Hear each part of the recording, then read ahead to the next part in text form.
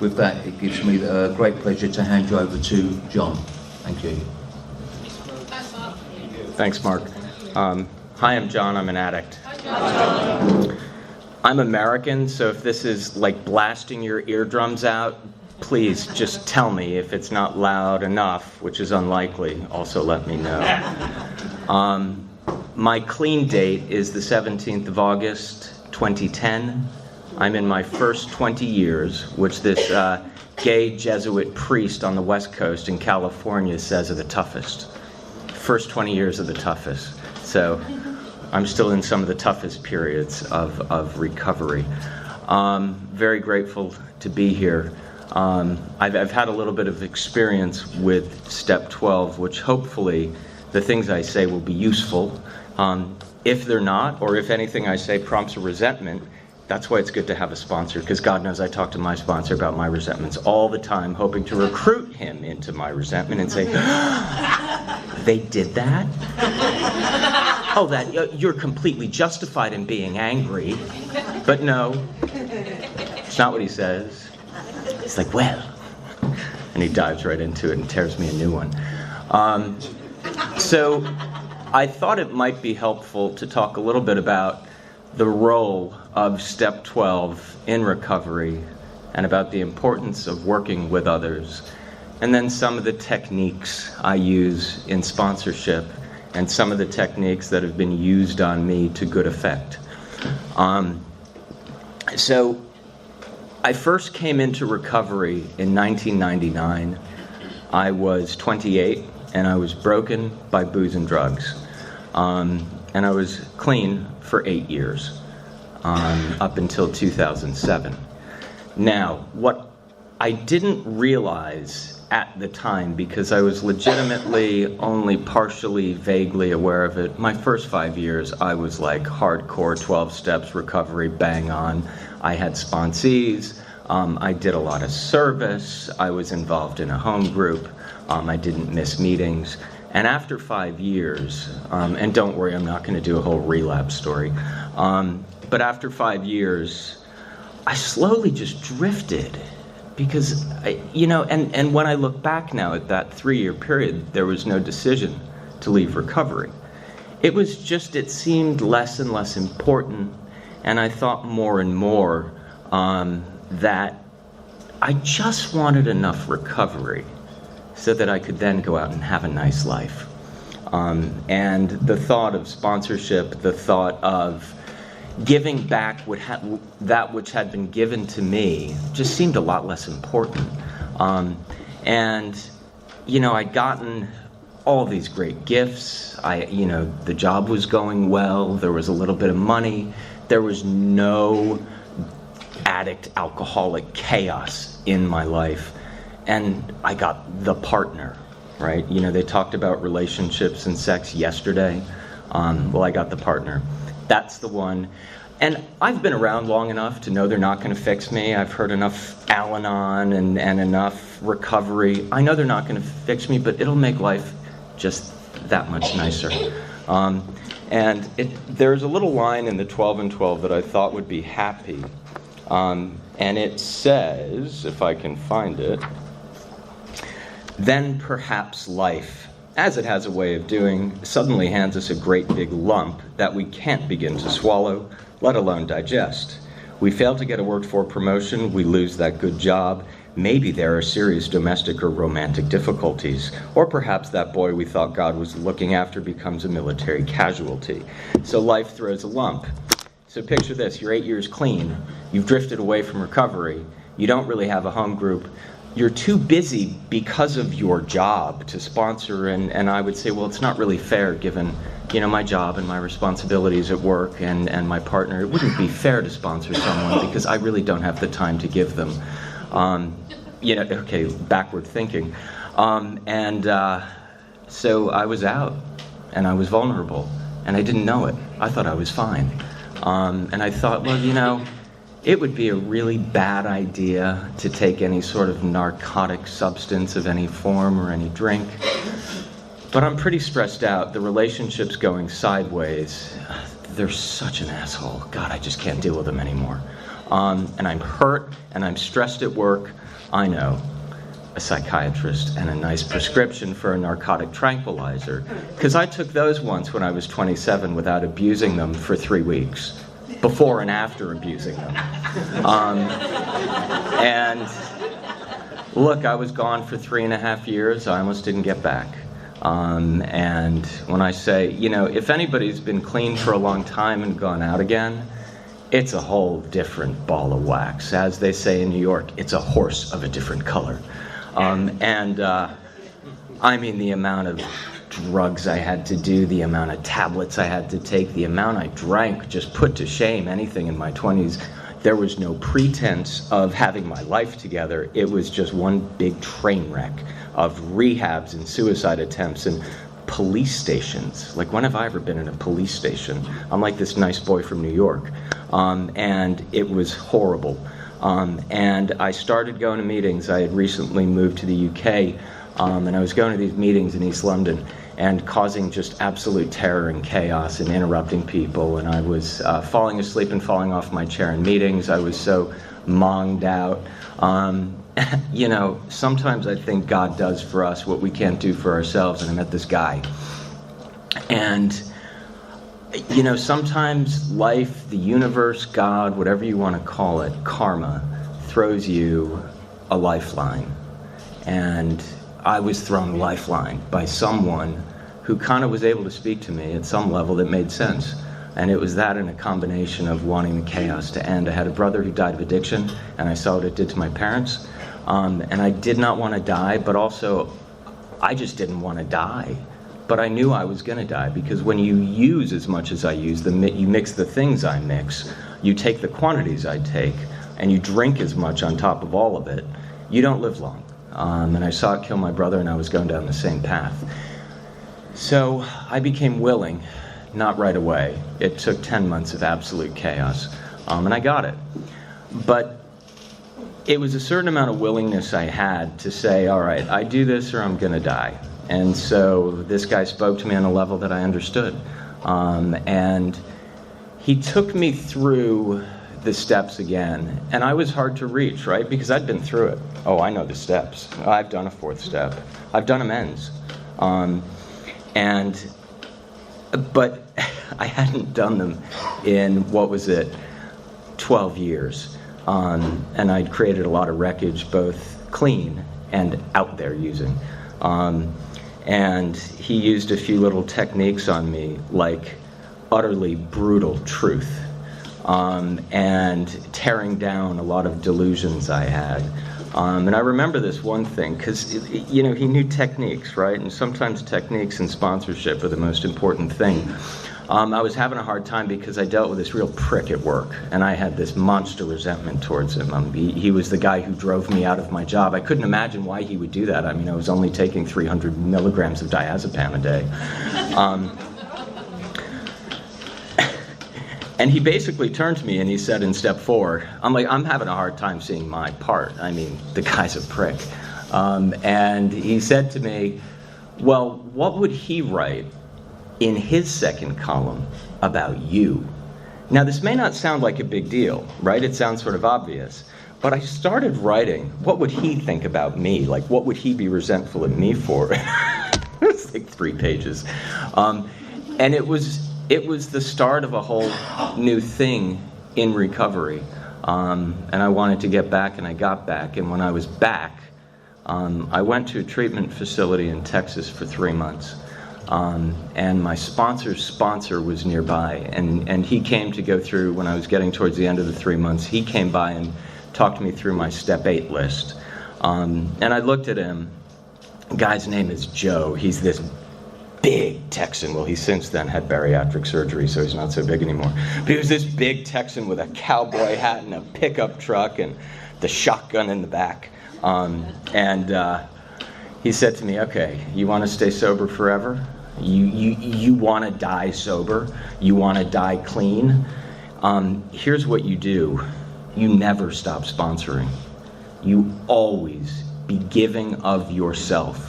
And it's going to take different shapes, and it's going to have different flavors, You have to have a home group. You yourself have to have a sponsor. You got to be clean on your steps. You got to finish your amends, and you got to give it away. And you got to try to grow in some relationship with some power that you probably don't and never will understand, but you got to try to get in touch with it. And so for the last 7 years, 1 month, 12 days, and 18 hours, I have not stopped doing that. I don't intend to stop. I've got an ego that is monstrous. I have an ego that is gigantic. I have demands, and I am filled with flaws, and I will get high and drunk very, very quickly without this and without y'all. So I don't know if people here have ever watched these Brian Cox documentaries. Professor Brian Cox, he does these physics, cosmology stuff. And in one of these things, because I'm sort of a geek for BBC sort of documentaries. We don't get this in America. Our stuff is real dumb. And so he talks about, Big Bang and all that kind of stuff. And he was saying, the universe can basically be broken down in mathematical formulas. And he's like, it's all just one big mathematical formula. You can represent gravity through math. You can represent, black holes and, distance, space-time, all this stuff, right? I have learned through sponsorship and through the best I can do on practicing these principles in my affairs that there's a little formula for me. And that formula says, by giving of myself, by helping others, by doing my best to be selfless, even if it means inconveniencing myself to do what I know to be right by my moral code, and sponsoring others, helping others, doing service in AA, and carrying those principles into other parts of my life. That's the formula that equals peace, joy, serenity, and absence of chaos. It's a weird karma thing. The more I think about myself, the more I try to satisfy my own needs, the more I focus all of my mental attention on who has offended me that day, and what is the next shiny object I can acquire, and what will be the next event that leads to more prestige. I just get unhappy and I get crazy, and that's what happened to me at 6, 7 years. All the dreams of my childhood were within reason sort of accomplished, right? And I was like, I'm 35, I'm really cool right now, and I would spend 7 days a week in the gym. I would work obsessively, and it just sort of turns to ashes. It just turns to ashes in your mouth. And I found myself depressed and anxious. And that's what I find results from an excessive focus on the problem, and the problem is me. So it talks about in step 12, having had a spiritual awakening. So how does that spiritual awakening happen? We go through the first 11 steps. And I believe that the first 11 steps are designed to remove my stuff. So I get just enough clarity. I get just enough peace. I get just enough serenity to be able to have something to offer. Sometimes the guys I sponsor or the girls I sponsor say, when am I ready to go sponsor? And I say, well, generally when you're about halfway through amends. So get to your amends quickly, because sponsorship is one surefire way to stay clean forever.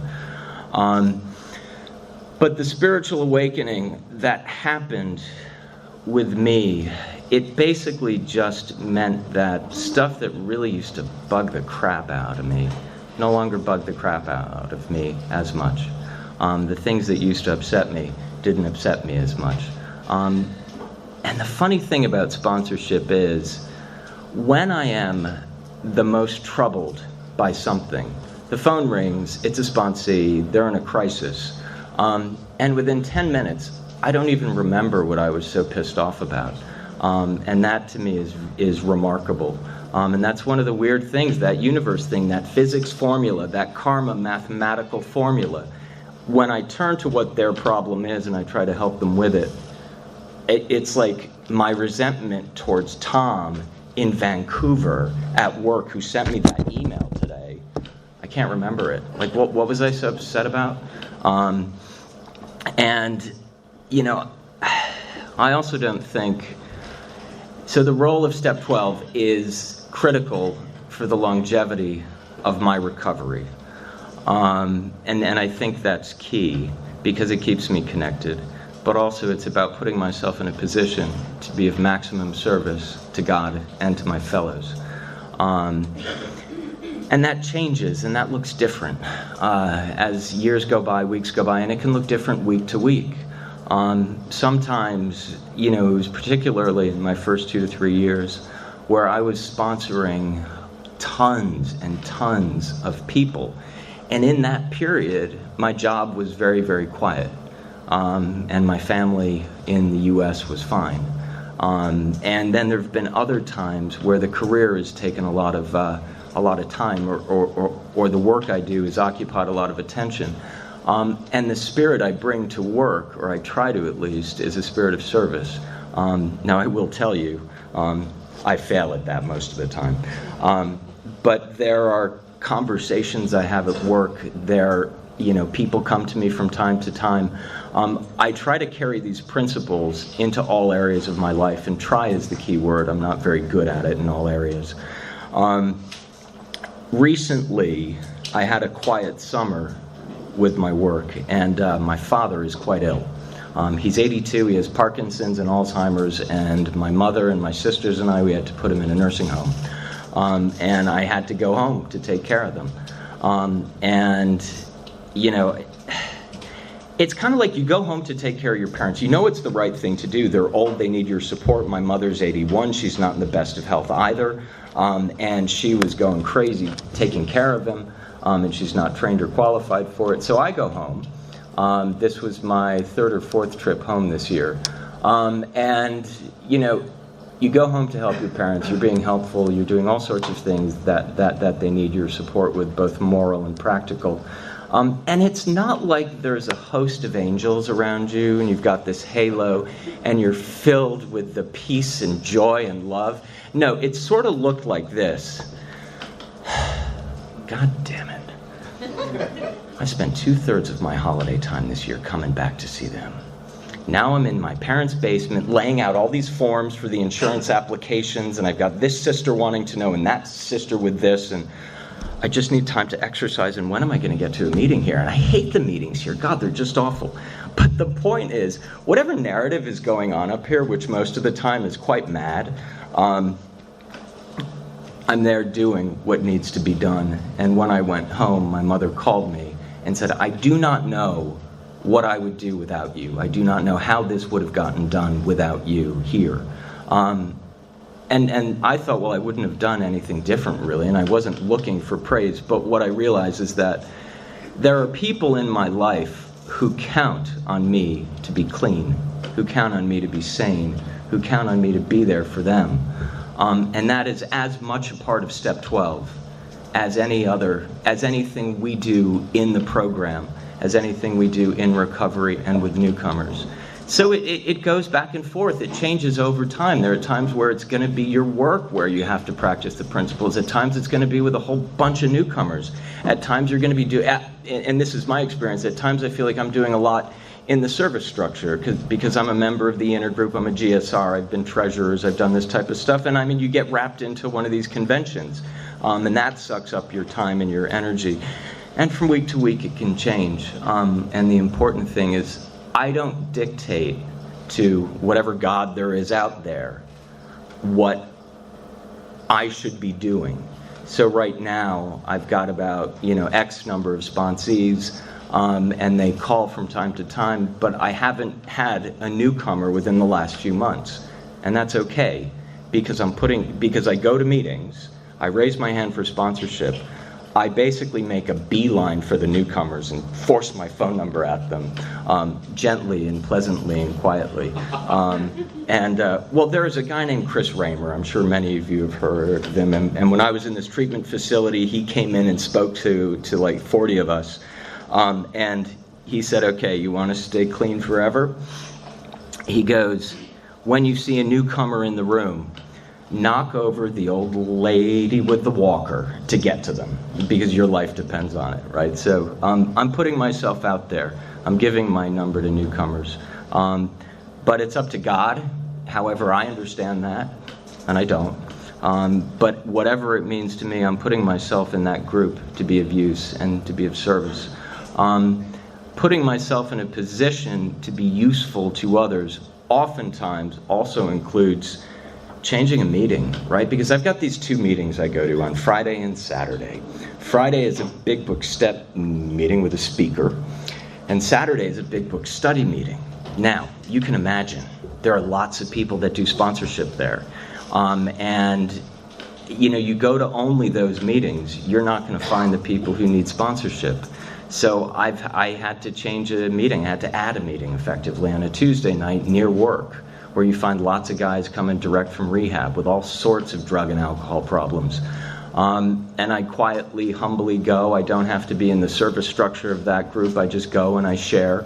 And I guess I set out my stall a little bit. I try to convey a message of hope and a message that there's a better life on offer here, and that there's a life that offers something much bigger than I ever imagined. And I put it out there.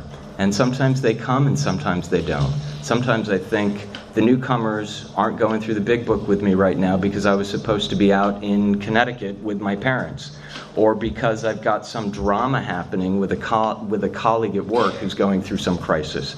I don't know where I'm supposed to be, so I sort of let God decide that. My job is to be in my home group and be an integral part of that structure, to be embedded in that group structure, to have friends in that group, to do fellowship whether or not I feel like it in that group, and to be one of the people who's looking out for the well-being of that group in conjunction with other people. Because if it's just me deciding what's in the well-being of my home group, I'll completely fuck it up.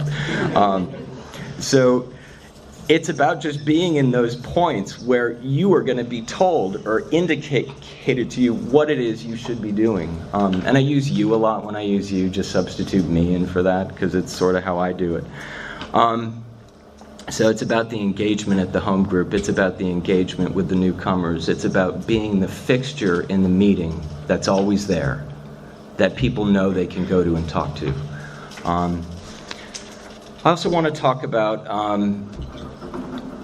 the techniques, and again, I'm not going to do something didactic and really boring, and well, when you get to paragraph 4 on chapter 3, you need to, no, it's, what I do is what was done with me.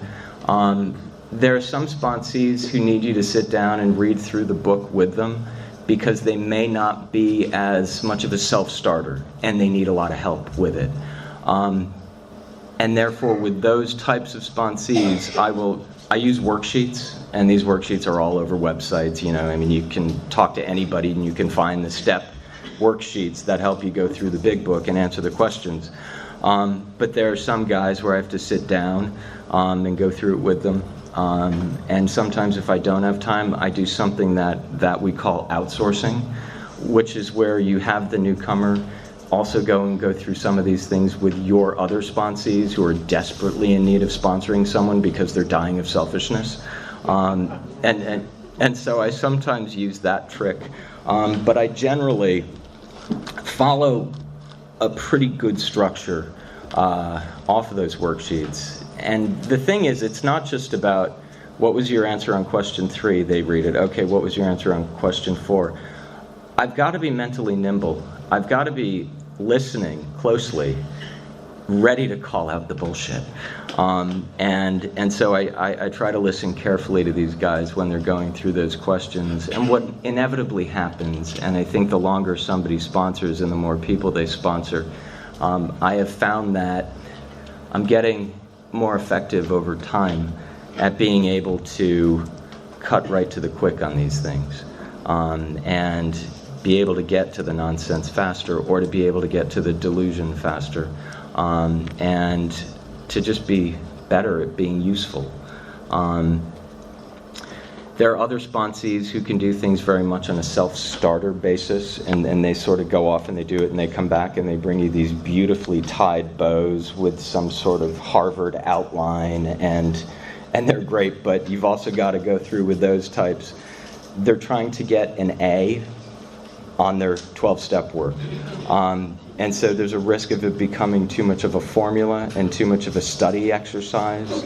And so that's sometimes where I have to change tack, and I have to go a little bit more left brain, which for me is a challenge. I am a left brain guy. Sometimes I have to go more right brain.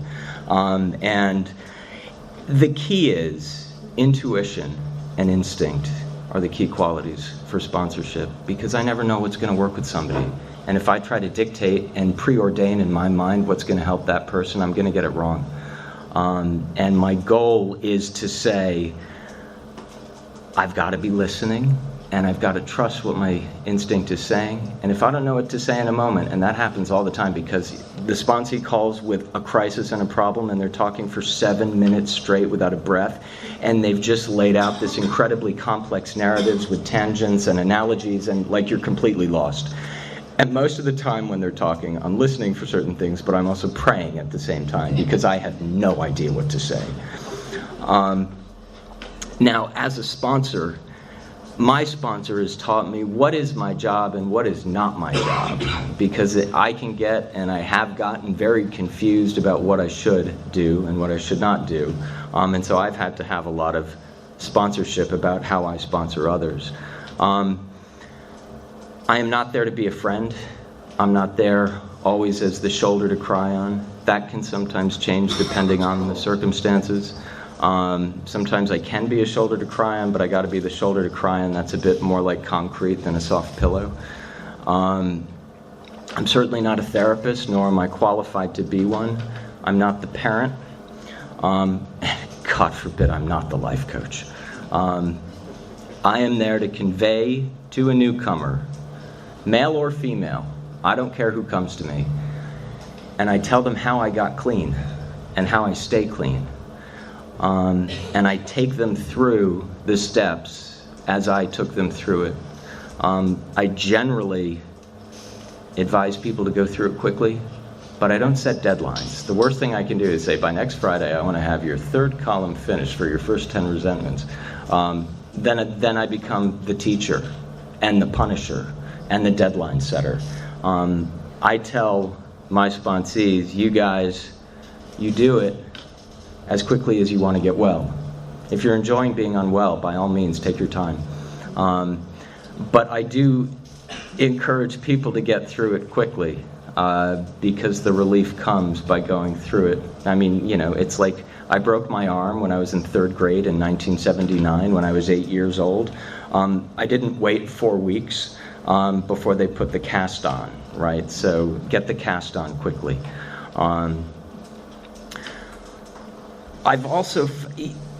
I have found that what's easy about sponsorship over time, and the more you do it, it gets easier, that is the going through the steps part. That becomes a lot easier. What's harder is when they call you with a complex problem, and they've shared with you 15% of the relevant information that you would require in order to give some good feedback. And it's the unpicking of a sponsee's brain that I find absolutely maddening. And this is where my sponsors come in very useful. Because they call and they say, I just did this. And I go, it's one of those times, and you get these every once in a while, where you go quietly to yourself, oh my God, I can't believe they did that.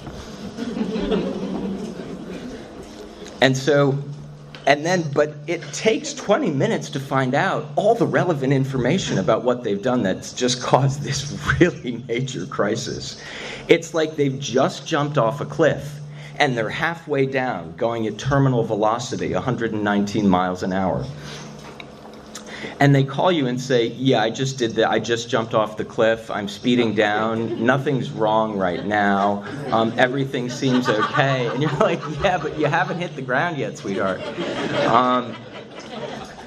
So it's the unpicking of the brain that I find so difficult, and I'm not good at it, which is why I try, and my sponsor counsels me on this all the time. Do not engage at the level of the problem that is being presented. Go immediately to a relevant principle of recovery. And if you can't think of one, pray. John, you've been to enough meetings. You should be able to think of a relevant principle. And if you can't, think up a story. Because I love to talk. I can talk forever. So after I let them blather on for 10 minutes, if I have no idea what to say, I tell a story.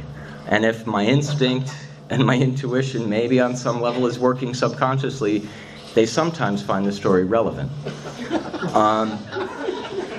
But I try to get a gist of what they're saying, and I try to get some of the relevant information, and then I basically try to get them above the problem. And I say, let's look back at what the mistakes are. Let's look at the principles that are useful. I also find something else helpful. When they call you, and this is my favorite, I'm feeling blocked. John, I'm feeling blocked. Or I'm consumed by resentment. Or I went on this date and they were really mean to me and I was really into them, and then you just get this like 20-minute story about somebody's date. I always go back to, it just sometimes you pick it out of a hat and it works. So, how many people are you sponsoring? How much time are you spending in step 11 in the morning? You spending 20 minutes? What are you doing for your step 11? Well, I kind of get on the bus to work and I look out the window and I say, God, keep me sober today. And then I just sort of think about, what I'm going to do that night. I'm like, no, that doesn't work. So there's this thing where you just take them through some of the basics. And oftentimes through that you can diagnose what the problem is. There are also times where I have no idea what the hell to say. And there are times where they're presenting a problem with which I have absolutely no experience. And that's when I go to my little network that fortunately I've had by virtue of going to meetings for a while, other sober people I know, other old timers, sometimes people who haven't been around that long, but people I know who've had those problems. I once had a sponsee who'd been in a war and had to do some really rough stuff during that war and had some post-traumatic stress disorder. I had to send them to somebody else who'd had a similar experience because I don't know what that's like. And that sometimes is the kindest thing I can do. There's also the thing where I sometimes want them to get well. And I want to be the one who dictates how they get well. And I want them to get well with me, because of me, by virtue of me. And at their 10-year anniversary meeting where they're telling a story, and they say, I'd like to thank my sponsor, John, for all he's taught me. And it's, like something from that 1984 film, Terms of Endearment, and everyone's crying and looking at me. Most of the time, I plant a seed, and that's it. And they get sick of me and they go somewhere else. There are many who've stuck with me. There are many who are now sponsoring. Many go back out and do more research. The point is, I don't dictate the results. I know that if I am clean on my side of the street with sponsees, I've done my part, and what they do with it, that's between them and their God, between them and their higher power. I oftentimes find that I take somebody so far and then they leave and they do something else, or they find another sponsor. The worst is when you've done your utmost, your level best with them, you've made a few mistakes, and they go to find another sponsor, and the sponsor they find is the one person you really loathe in recovery, and they get well with them. And I call my sponsor saying, can you believe this bastard? And I want to recruit somebody. I want the recruit. Oh, I know. Can you believe he went to? Oh, he's awful. That's never going to work. But he never says that. He goes, John, you took him as far as you should have taken him. Now you wish him well. But when sponsees say, I can't work with you anymore, and I've gotten sacked by more sponsees than I can count, I never let them go without giving them 5 or 6 names and phone numbers of other people that might be helpful to them. Even if they're raging at me, and oh God, I've had many sponsees hang up the phone on me, which by the way, if your sponsees hang up the phone on you every once in a while, it means you're doing something really effective. But I don't let them go without giving them somewhere else to go, because it's the most important part of this whole gig, is that we don't shoot our wounded, regardless of how we feel about our wounded, because my feelings are irrelevant. So a couple other things, and this is the 4 things I have found to be most challenging about sponsorship. They're in a bad mood, they want you to fix it. I'm not the fixer. I go back to the principles. How about this one? I'm watching Peaky Blinders on BBC One. The new season just came out. I've had a 12-hour day at work. I'm shattered. I wasn't even able to get to the gym. I don't feel like cooking dinner. I'm just tired and I want to chill out on the couch. And I want to watch Peaky Blinders. And the phone rings, and it's that sponsee. You know that one. The one who likes to argue. The one who's difficult just for the sake of being difficult. And I don't want to answer the phone. I just don't. I just want to sip my tea and maybe have a biscuit and watch TV. But I made a deal, and that guy Joe in Texas in August or September of 2010 said, you don't want to die high, you don't want to die drunk, you answer that goddamn phone whether you want to or not. So I answer the phone. And whenever I hang up the phone, I'm always glad I answered it, even if it was that sponsee. Sometimes we find it boring. Whether I find it boring or exciting, because you're going to have sponsees you adore and you really get on with, and you're going to have sponsees who argue and make it difficult, and you're going to have sponsees you're just sort of transactional with, and you're going to have sponsees. At times, I've known people who've fallen in love with their sponsees, and that's always that's a tough one. That's why we have sponsors. It can be tricky. Sometimes when it's boring, it means I need to change the way I'm sponsoring.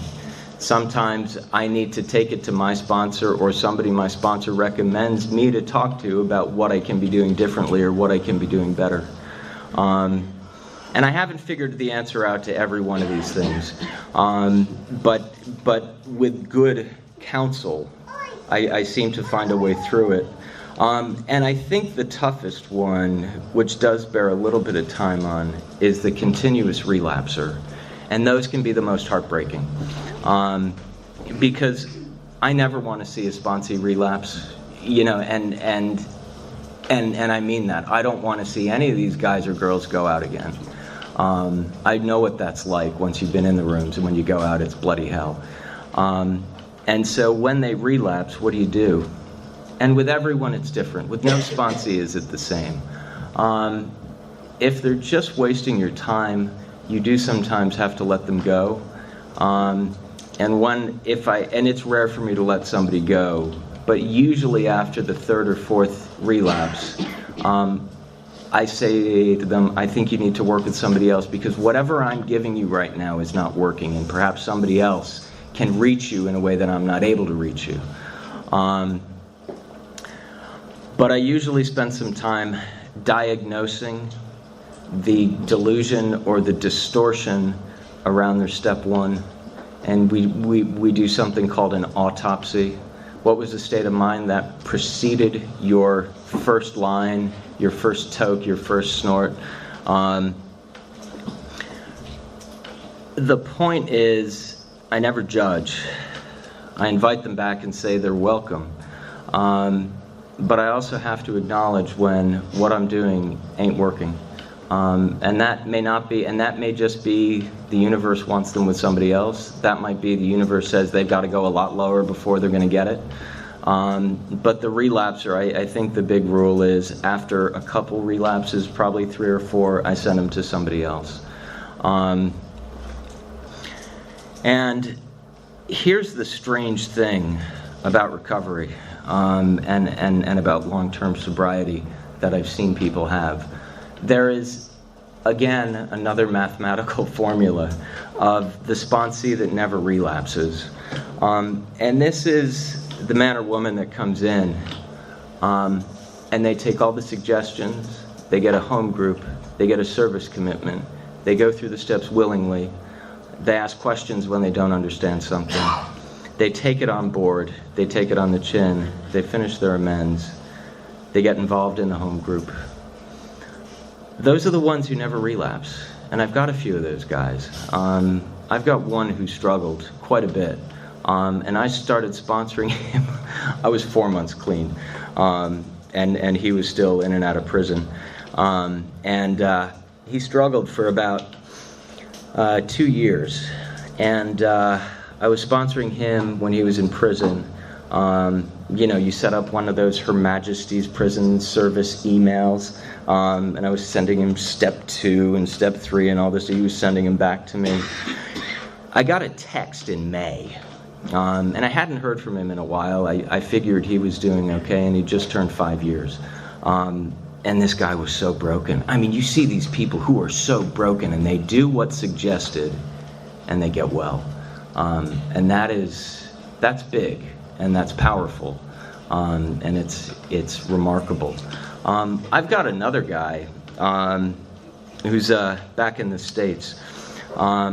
And this guy spent his life in and out of prison. He was a thief.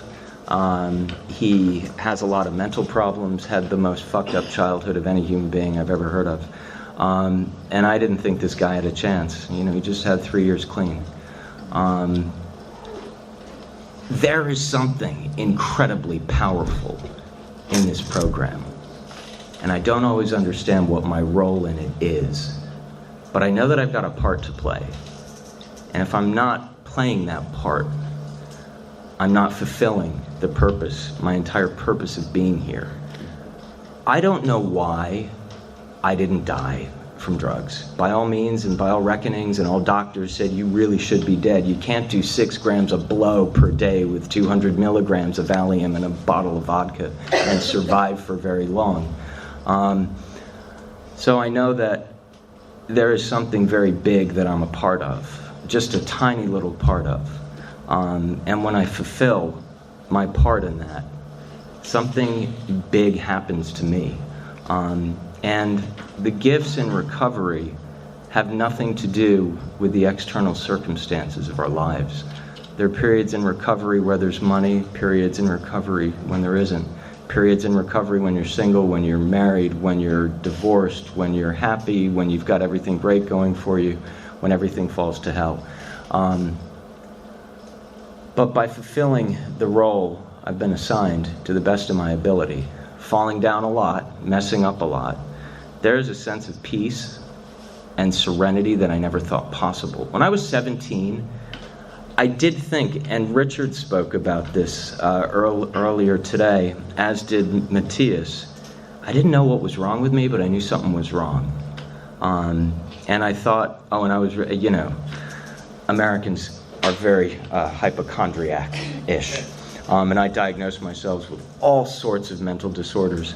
I know that when I am fulfilling that role and giving back what's been given to me in areas of my life, that feeling of being messed up, that feeling of something being wrong, the feeling that something everybody else was born with, I wasn't born with, it's gone.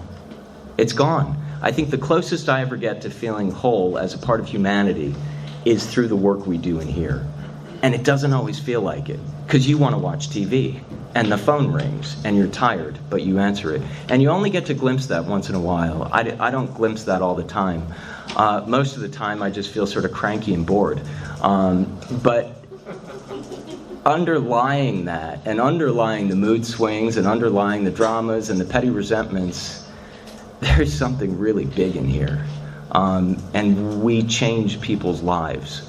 And the types of changes I've seen in people, I've seen people change who have no business changing. I see people whose lives have turned around that never should have turned around. I see people where the judge turns to them and says, "You're in recovery."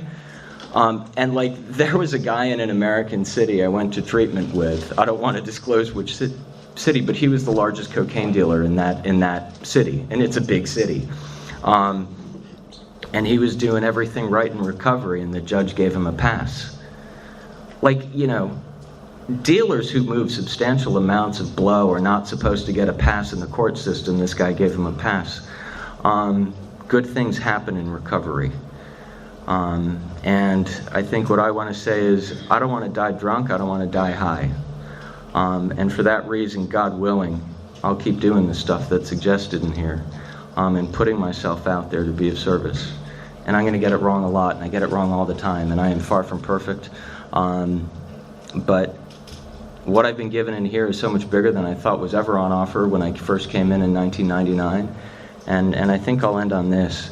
The two biggest, and I'm quoting an old timer here, the two biggest mistakes an addict or an alcoholic can make is to underestimate how big the problem is that we have, to think it's smaller than it is. And the other mistake is to underestimate how big the solution is. And the solution in here is so much bigger than I ever thought it was. So I think on that note, we're getting towards the top of the hour. I will leave it there. Thank you very much.